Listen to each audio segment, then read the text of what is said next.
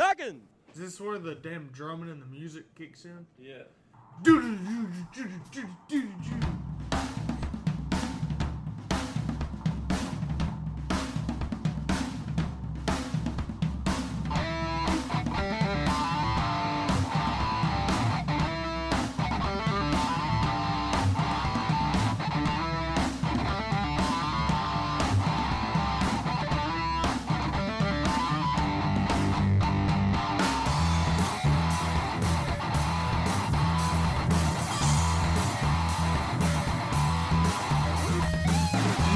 What is going on, everybody? Hello and welcome. Welcome back to On the Pipe Podcast. I'm your host, as always, Tyler Shepherdson, and today is Wednesday, May the 8th, 2024, years after zero. And I want to welcome you back to OTP, and I want to say thank you so much for joining us over here at On the Pipe Podcast. I'll be completely honest with you.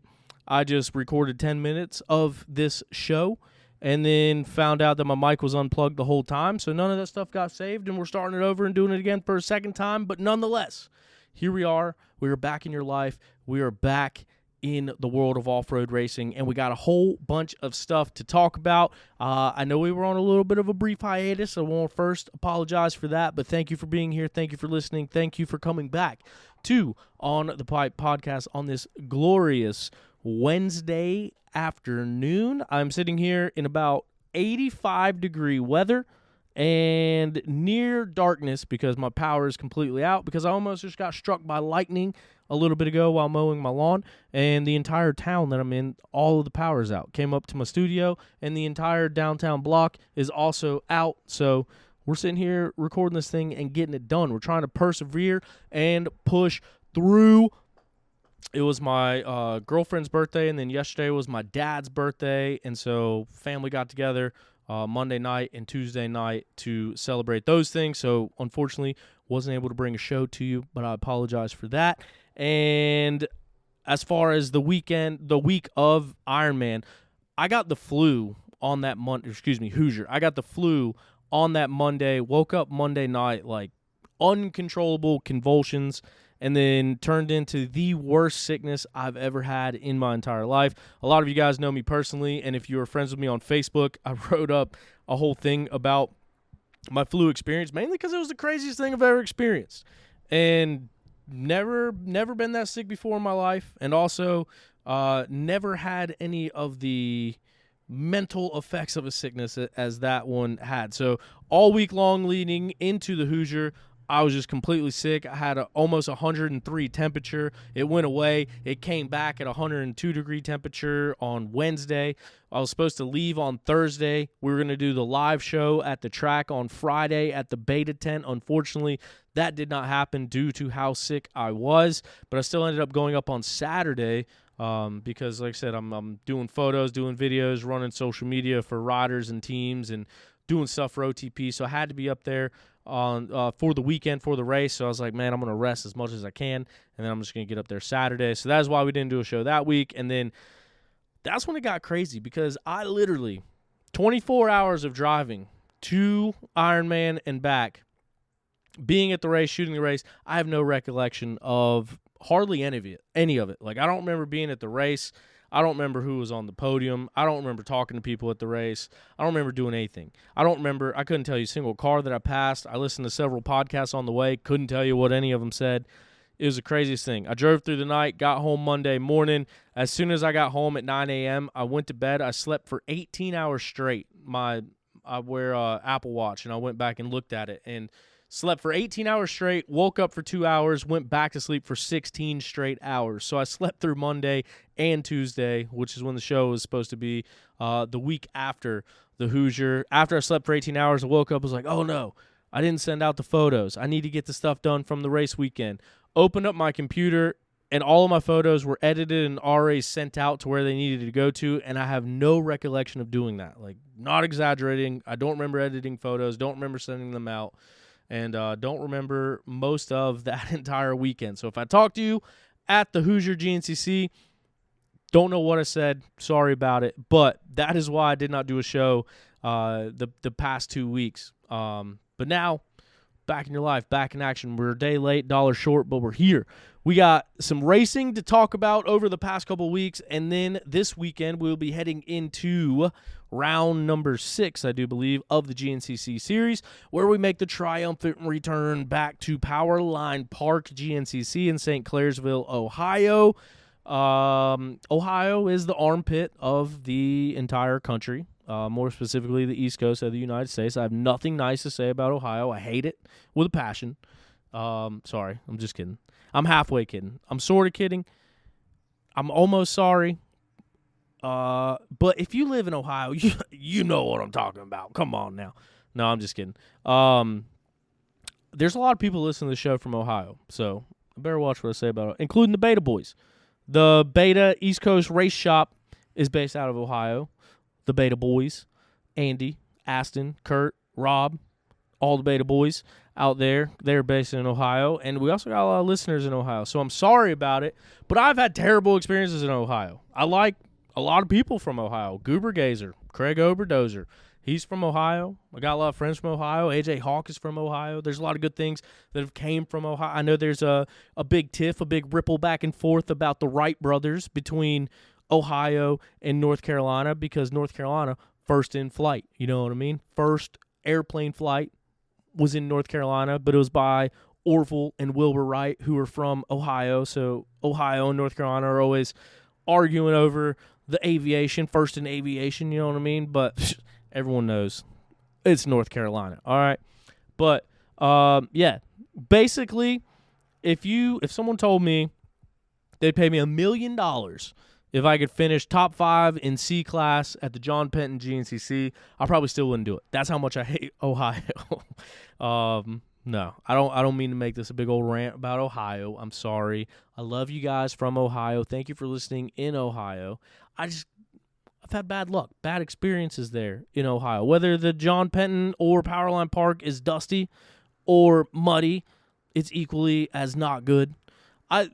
No lie, at the John Penton GNCC, I saw someone get stuck on a downhill in the mud. They were going downhill and got stuck in the mud at the John Penton GNCC. That is how sticky and slimy that mud in Ohio is. And, I don't know. So, my experiences at the John Penton GNCC had a GNCC worker, very prevalent, prominent, well-known, more than worker, parked his quad in the middle of the racetrack in a field section, came up over the hill, third gear on a 450. Over the crest of the hill, there is a four-wheeler broadside in the side of it. Lock up the brakes, smash into the four-wheeler. 2 people right behind me then come and do the same exact thing, except they smash into me and sandwich me in between the four-wheeler. Broke 3 ribs in that whole instance. Couldn't really see. Had like just my vision. I was just dizzy. Couldn't see anything. It was the weirdest thing ever. Powerline Park, GNCC, back in the day. Fell over in a quad rut, got ran over by 2 people, had 2 different sets of Dunlop tire tracks going up my back. So, yeah, I've had bad luck in Ohio. But, yeah, a lot of people love it. A lot of people hate it.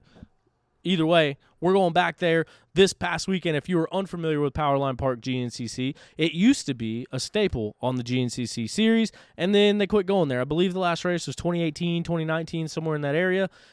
But I'm sure you have seen clips of the mud jump, the mud hole with the jump going over it at the Powerline Park GNCC.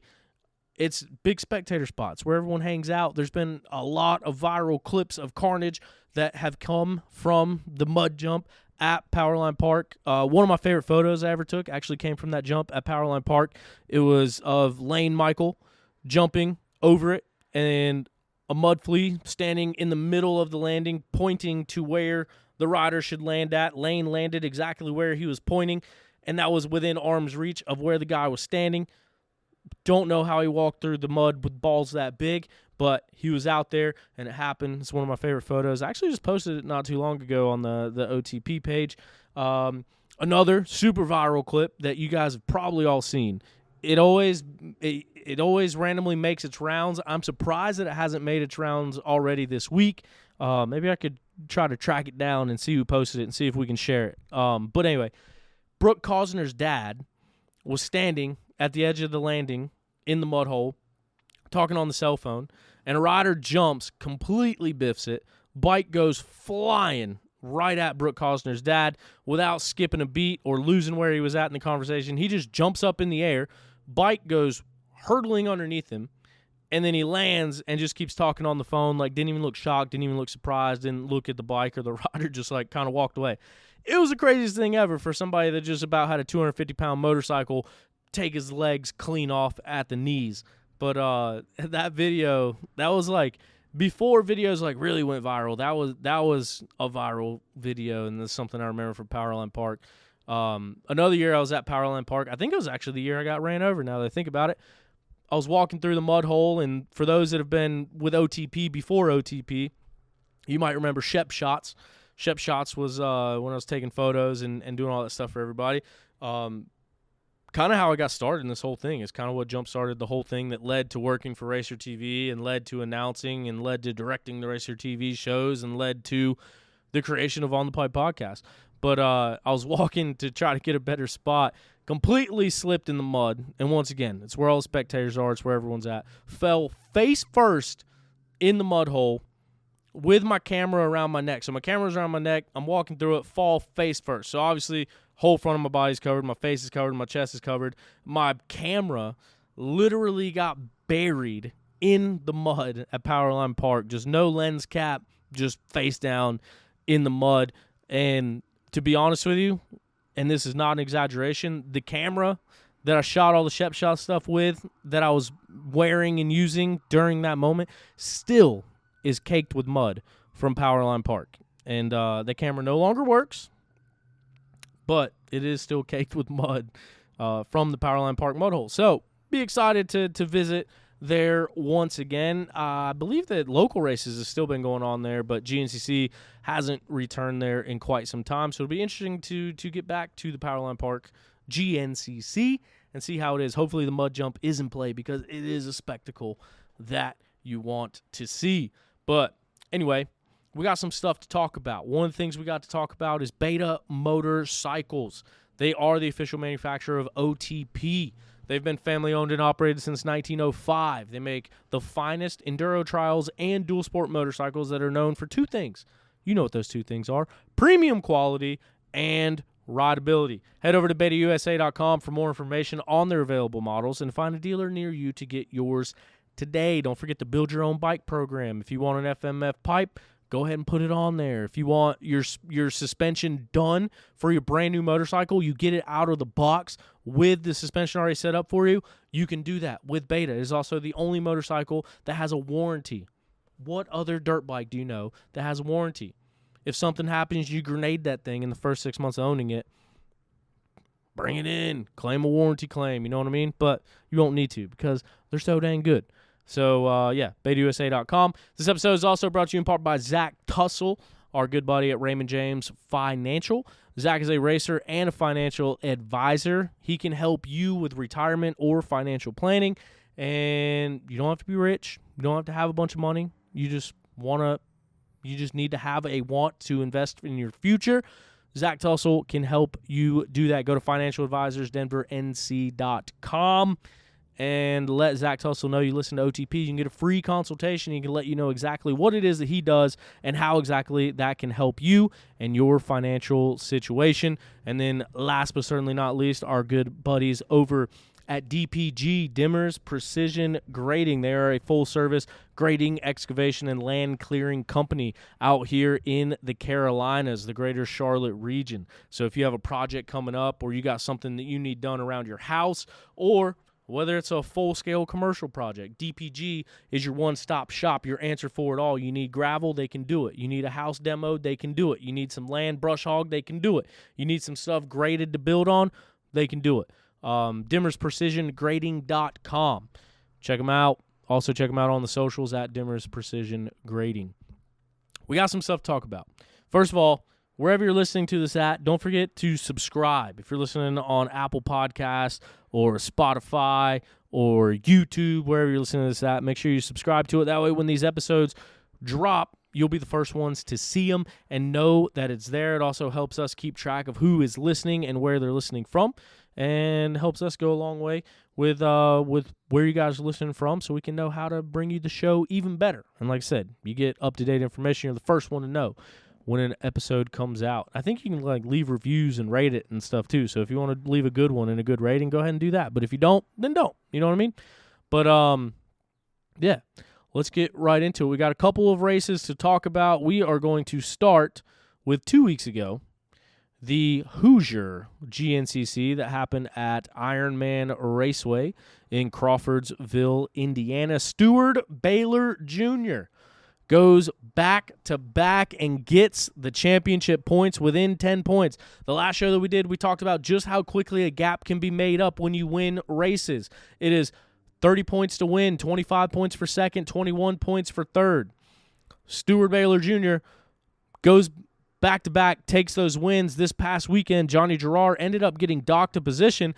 That puts him back in the number 3 spot, and that gives Stu Baylor a 9-point jump in that one. And then when we were at the Old Gray in Tennessee, Johnny happened to be sick. I think he had the flu or something similar to it. And, I mean, he was completely depleted up on the podium, but he still hung on and got a podium with that third place. So that's 18 points in 2 weekends, and that is just how quickly that point gap can change. We talked about that 28-point deficit and how quickly that can be made up. That 28-point deficit is now a 10-point deficit between your points leader, Johnny Gerard, and Stuart Baylor Jr.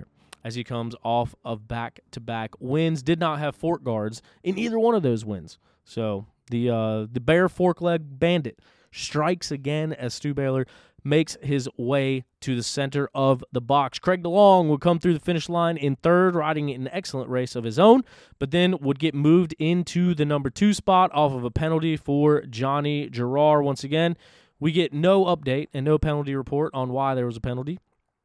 So that's why people like OTP bring you all the off-road racing news and sources. So I think they did talk about it on the live broadcast, actually, but evidently Johnny came through and in the heat of the battle for the overall lead, missed the pit stop. So I think he turned around, went back to the pits, but then I think he left the pits and from what I understand was over by the Yamaha rig, so made the corner, was coming back, and the pit crew actually gave him gas on the other side of their pits.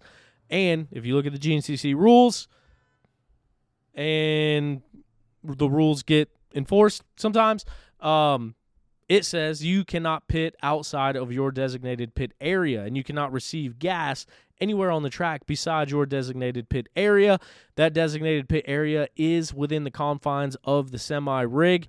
Therefore, since it was outside of those confines, he did end up getting penalized and moved back 1 position for pitting outside of his designated area and getting fuel. So, big bummer for Johnny. Johnny has been on a tear this year. He's been riding very, very, very well on that factory KTM machine, but because of that, he will lose 4 points and 1 position in the championship race at the Hoosier GNCC. So Stu Baylor takes the win, Craig DeLong in that number 2 spot, and Johnny Gerard would get credited with a 3rd place finish, although he did come through the line in the 2nd spot after leading a good bit of the race. I would say the majority of that race, Johnny Gerard was out in front. So this battle is just getting tighter and tighter and more exciting every single week, and I don't expect that to die down this weekend in St. Clairsville, Ohio. Jordan Ashburn coming off of a podium at his backyard at the Old Gray.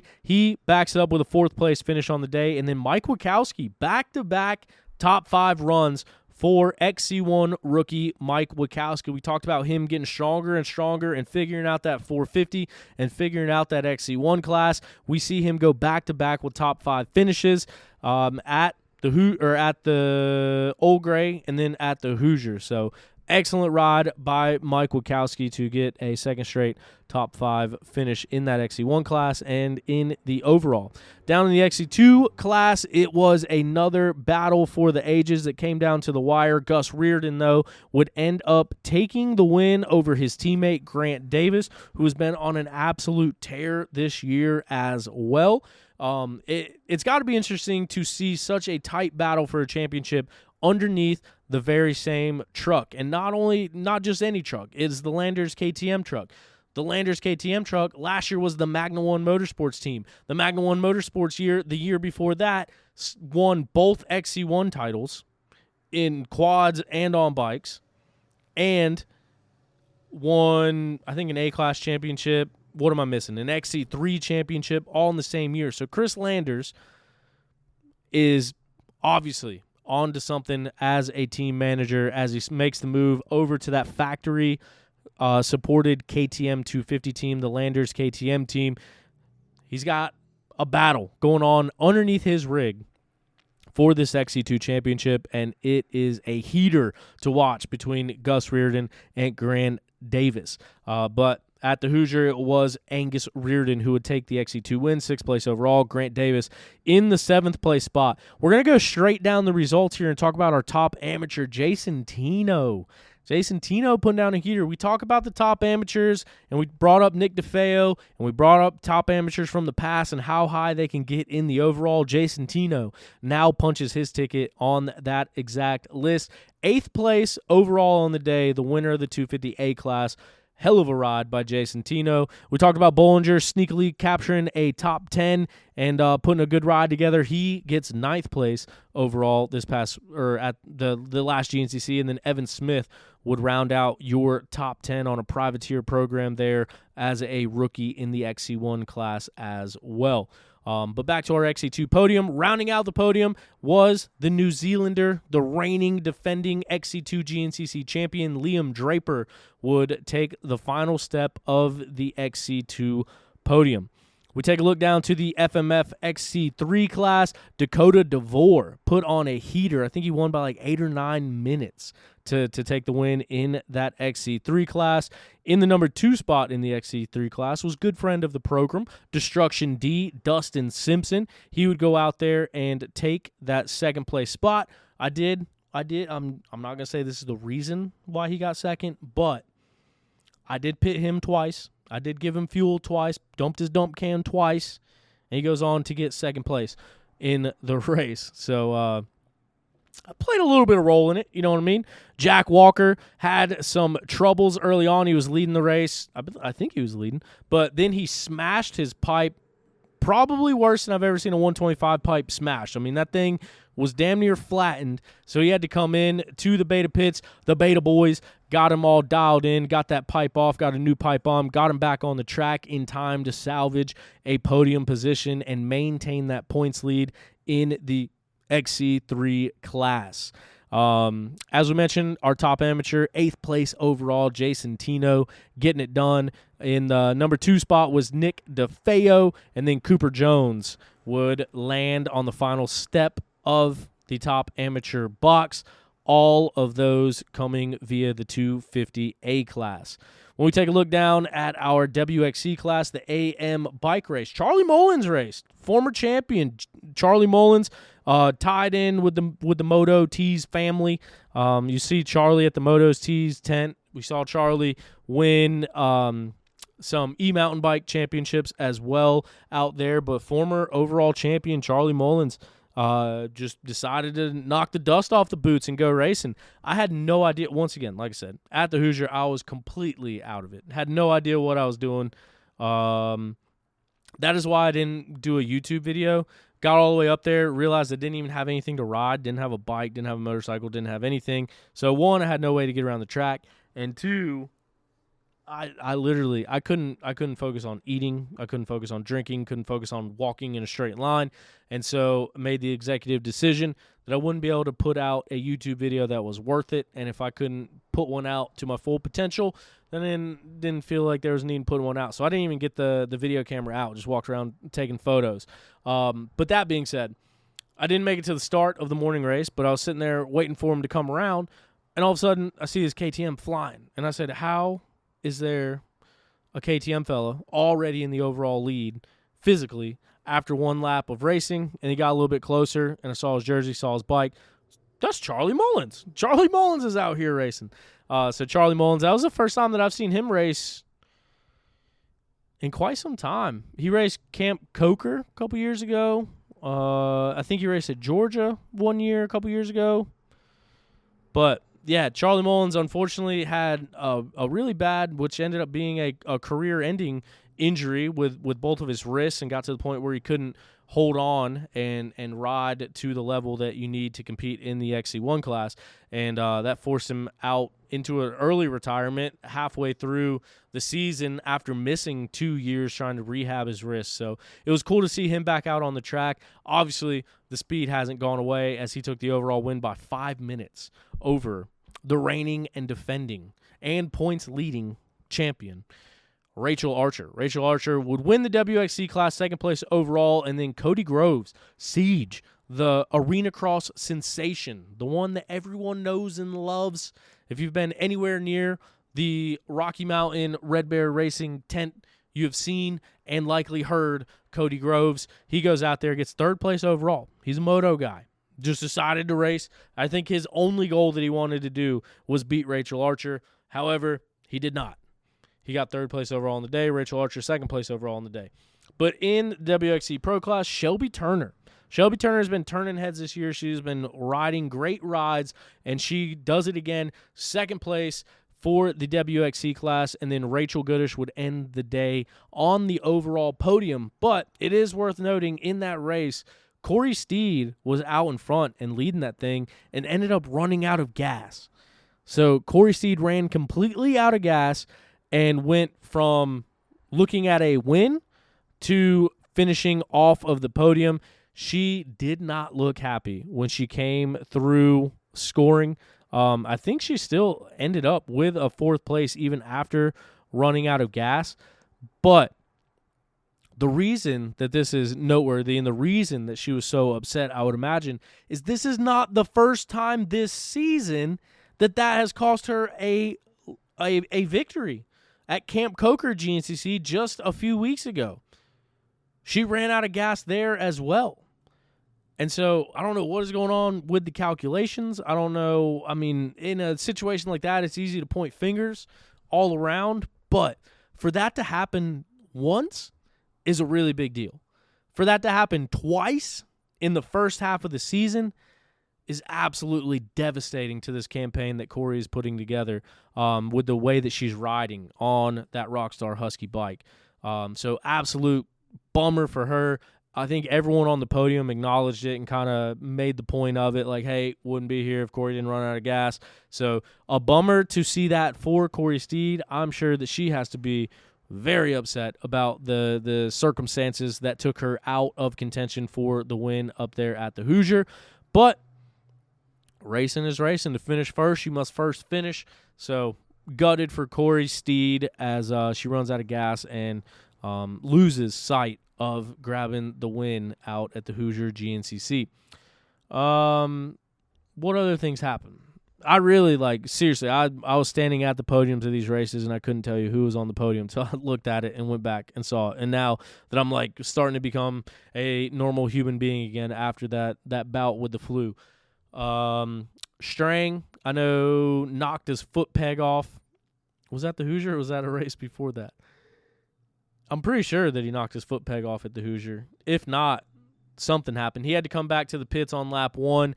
That kind of put him out of contention, which was an absolute bummer for him as well.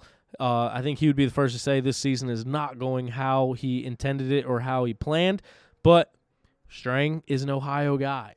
We talked about me not being an Ohio guy. Strang has done, a lot of winning and a lot of racing in the state of Ohio. So hopefully he can bounce back. He's coming off of a Mid-East victory this past weekend. Ran down Brody Johnson on the last lap to take the win at the Mid-East Hare Scramble. So hopefully he can keep that momentum rolling into this past weekend. Brody Johnson making the most of his beta ride as well. He's got a 3-race deal. And it kind of sounds like it's a prove-it situation. I think if Brody continues to do well, he might end up with something long-term with that beta team. But he gets a 5th place he gets a win at the Mid-East race. We'll go back even farther than that. he goes out to a Mid-East race, leads the whole thing all the way down to the end. Lane Michael passes him a mile from the finish line to take the win. Brody gets second. Brody went out to the Hoosier, got 5th place in XC2, 16th place overall, so an awesome ride from Brody there. And then this past weekend was leading the Mid-East race again and got ran down by the 18-year ISDE world champion and GNCC champion Josh Strang. So some tough competition for Brody, but he's riding that bike really well and hope to see his results continue this weekend as well. But Strang, like I said, coming off of that win and getting that under his belt and putting that money in his pocket from Mid-East and getting a taste of that top step, I hope that momentum can translate and carry over into this weekend. Like I said, he is an Ohio guy. So would love to see that Sherco start making waves up towards the front of the pack. So we'll see if he can make that happen up there. But then we'll get into, I guess before that, it makes sense to talk about the Battle of the Goats hard enduro that happened on the same day as the Hoosier GNCC. And let me tell you something. When I was dying of illness, I was like, man, Battle of the Goats is happening in North Carolina, an hour and a half from my house. Or I can drive 12 hours each way to Ironman GNCC. Obviously, had to go GNCC. Like I said, I got obligations at the GNCCs, but feeling like I felt, I was like, man, Brushy Mountain seems kind of tempting because that is a fun race to go to. That is a race that always ends up being a very challenging race. Tyler Mole at Brushy Mountain Motorsports Park up here in North Carolina puts that race on each year, and I mean, I raced it before, and hardly anybody completed a lap. Ryan Sipes said that it was harder than Erzberg. I think Cody Webb even said the same thing, that it was harder on him than Erzberg. So it just tells you the level of this race and tells you what all goes into that Battle of the Goats hard enduro. But Tristan Hart would do what Tristan Hart does. He won the overall at the Battle of the Goats, going back-to-back. So he was the reigning champion from last year, and he would back it up with another one this year as well. So when they came through on the first lap, he already had a pretty good lead after that first lap. Nearly a 3-minute lead over Ryder LeBlond and Cody Webb, another 3 minutes back behind him. So it was a tough race, but Tristan Hart goes out there and gets it done. He takes the overall win. Cody Webb would end the day in the number 2 spot, and then Ryder LeBlond would actually move back to 3rd. So Cody Webb, after being 3 minutes down on that first lap, was able to charge his way back up and start chasing down Tristan Hart, but come up just short in the number 2 spot. Ryder LeBlond in 3rd. Will Reardon on that factory gas. He ends up 4th place overall on the day, and then Colton Haker would end the day with a 5th place at the Battle of the Goats hard enduro. Now, jump forward to this past weekend, just a couple of days ago. Like I said, we had the Mid-East race. It was supposed to rain all day long Saturday. It didn't. It was supposed to rain all day long Sunday. It didn't. We got a little bit of rain overnight, but it made for some really good conditions. It looked pretty slick out there just because of how hard packed that South Carolina clay is. It just makes it to where it doesn't really rut up and doesn't really dig down. It just kind of stays hard and makes for a pretty slick racetrack. But overall, way better conditions than what it could have ended up being at the Mid-East Hare Scramble. Another stacked pro class out there. As we mentioned, Josh Strang led the whole first half of the race, and then once he pitted, Brody was able to get around him, and Brody led the second half of the race. And then a few miles away from the finish, Josh Strang was able to make the pass on Brody Johnson and hold on to it for the win. And then the battle for the 3rd place spot was equally as tight. Tyler Palmer was running in that 3rd place spot, but battling back and forth with Mike DeLosa, who is reigning top amateur at GNCC. He's a former Mid-East overall champion. And then also Nicolas Cutulas. He is visiting from Argentina, being trained and riding with Tomas and the boys down there. But he came out and raced the last Mid-East race, did really well, hung right there with everybody, and then same thing this race. I mean, you could throw a blanket over those. Really, the first 5 after the first few laps, but then Strang and Brody were able to get a little bit of a gap between that third place spot. But then 3rd through 5th, between Tyler, Mike DeLosa, and Nico Catulas, they were all riding back and forth, swapping back and forth, and it was really anybody's podium spot. Mike DeLosa ended up being the one coming out on top, though. Tyler Palmer in 4th, and then Nico Catulas in the number 5 spot. But while we were racing and avoiding some rain in South Carolina, the Black Buffalo National Enduro was going on out in Arkansas, and they did not miss the rain.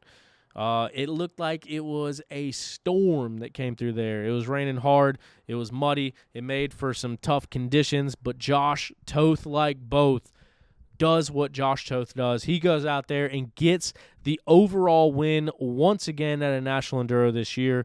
Josh Toth, I mean, dude, some of the highest raw talent on a motorcycle that there is. Doing kind of a little bit of an everything program once again. I believe he's racing all of the National Enduros, but that is the only series that he is racing for points in. And a guy that can just show up to he raced Battle of the Goats as well, but I mean, he can just show up wherever and do really well. Like, he is a great all-around rider on a bike. He became the first XC2 rider to ever overall a GNCC this year down at Georgia. He finished 19th at Battle of the Goats. Didn't really hear what happened with him, whether there was some issues or what have you. But he was out at the Battle of the Goats. Oh, wait. He couldn't have been. Oh, yeah, because that was the weekend before. Yeah, that was GNCC weekend. I was about to say, how do you win the National Enduro and race Battle of the Goats? But Battle of the Goats was the weekend before.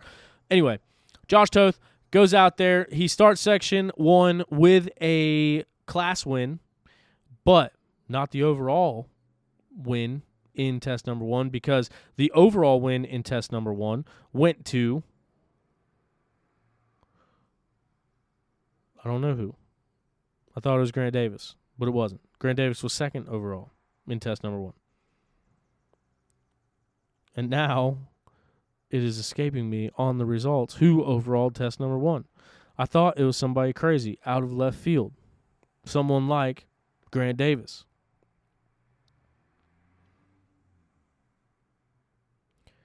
This is awkward.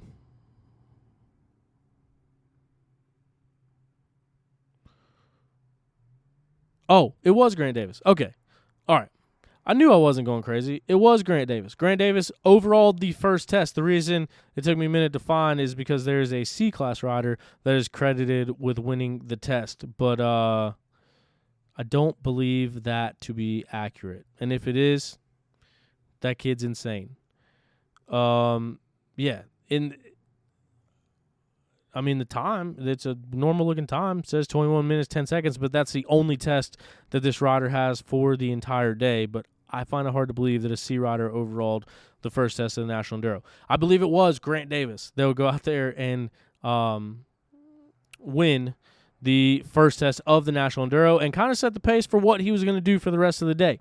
But Josh Toth would take test win, or he won the class in test number 1 and then test number 2 as well. And then would win 2 more tests throughout the day in the overall on his way to the overall win. In the number 2 spot on the day, it was Grant Baylor. 29 seconds was the gap between first and second place. Grant Baylor would take the 3rd test win and also the 5th test win on his day, putting down solid lap times there. And then Grant Davis would actually end the day 3rd place overall. Now, GNCC, the XC1 class, is scored by overall points and not class points, but at the National Enduros, it is scored by class points as well. So Grant Davis does get into the top 3 overall, but it doesn't affect the points of either one of the classes because Stu Baylor would still end the day 3rd place in the Pro 1 class, 4th place overall. That is the 2nd time this year that Grant Davis has been on an overall podium, which is absolutely insane for the way that he is riding out there. And speaking of Grant Davis, I heard a little rumor through the rumor mill that we might see big brother Nick Davis racing this weekend in the XC3 class. So something to keep an eye on. You see a strange bike out there doing well in the XC3 class. Might be big brother Nick Davis out there trying to see what how Grant Davis is outrunning all these guys this year. So obviously Grant Davis takes the Pro 2 win with that third place overall ride. Hunter Busch would end the day in the number 2 spot in the Pro 2 class, and Will Sievenpiper would get on the podium. Will is one of the amateur riders on Stu's RM Red Bear Racing Kawasaki team, racing Pro 2 at the National Enduros and getting on the Pro 2 podium with a 8th place finish overall. Jordan Ashburn actually went out and raced the Enduros too. Don't see that happen too often. 6th place in class, 9th place overall for Jordan Ashburn out there. The top amateur rider, once again, coming from that Landers KTM rig, Chase Landers was the top amateur rider, winning the 250A class. So that is the way it shook up out there. And then taking a look down at the women's elite class, they do 5 out of the 6 tests out there. Rachel Archer would win all but one test. She won 1, 2, 4, and 5 and gave up the test 3 victory to Rachel Goodish. But Rachel Archer would win the day for the women by almost a minute and a half over the second place rider of Rachel Goodish. And then Shelby Turner would round out the women's pro class or women's elite podium at the Black Buffalo National Enduro this past weekend. So that should get us all caught up for the racing world and what has been going on over the past couple weeks. Should be back in action. I'll be honest with you, it's Wednesday. I haven't talked to the Beta Boys about doing the live show at Powerline Park this weekend. We kind of briefly talked about it when I told them that I had the flu and I wasn't going to make it to the Hoosier. Very sorry that show didn't happen. That show is going to happen. I think it's cursed. Last year we were supposed to do it at the Hoosier. That's when I totaled my Tesla. Basically right before I was about to leave for Indiana, totaled my Tesla last year. I think the year before that, something else came up and it didn't happen. And then this year I get the flu. That live show at the Beta Rig is going to happen. I do not anticipate it happening this weekend at Ohio, although it is their home state race. But we still got a couple more opportunities to do it before the summer break. So before the summer break, there will be a live show at the Beta Rig with the Beta Boys on OTP and cycling some people into that thing. So be on the lookout for that. If anything changes as far as this weekend goes, I'll be sure to update you guys and let you know. But as always, be a friend, tell a friend. If you found a little nugget of information from OTP, pass it along to a friend. Let them listen as well. I appreciate you being here. Appreciate you listening and tuning in to On the Pipe Podcast. I am Tyler Shepardson. We will see you at the races this coming weekend.